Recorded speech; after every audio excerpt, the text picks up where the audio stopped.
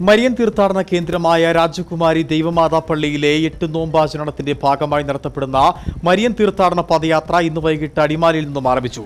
ഇടുക്കി രൂപതാ മെത്രാൻ മാർ ജോൺ നെല്ലിക്കുന്നേലിന്റെ നേതൃത്വത്തിലാണ് പദയാത്ര നടക്കുന്നത്.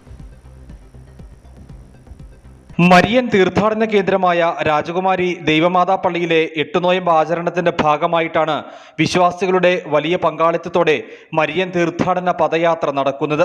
പദയാത്ര ഇന്ന് വൈകിട്ട് അടിമാലിയിൽ നിന്നും ആരംഭിച്ചു.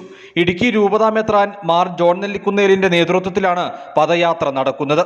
പരിശുദ്ധ അമ്മയുടെ 8 നോമ്പിന്റെ ഒരുക്കമായിട്ടുള്ള പ്രാർത്ഥനകൾ നമ്മുടെ എല്ലാ ദേവാലയങ്ങളിലും നടക്കുന്നുണ്ട്. 8-ാം തീയതിയാണ് പരിശുദ്ധ അമ്മയുടെ ജന്മത്തിരുന്നാൾ ആഘോഷിക്കുന്നത്.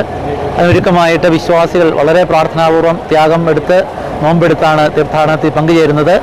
ഈ തീർത്ഥാടനം അടിമാലിയിൽ നിന്ന് ആരംഭിച്ച് 1000 ഏക്കർ കല്ലാർകുട്ടി, വെള്ളത്തൂവൽ, പന്നിയാർകുട്ടി വഴി ഇന്ന് രാത്രി 12:30 ആകുമ്പോൾ രാജാക്കാലത്തും, തുടർന്ന് നാളെ രൂപതയുടെ വിവിധ ഇടവകളിൽ നിന്ന് വരുന്ന വിശ്വാസ സമൂഹത്തിന്റെ നേതൃത്വത്തിൽ ജപമാല ചൊല്ലി രാജകുമാരിയിലേക്ക് തീർത്ഥാടനം നടത്തും.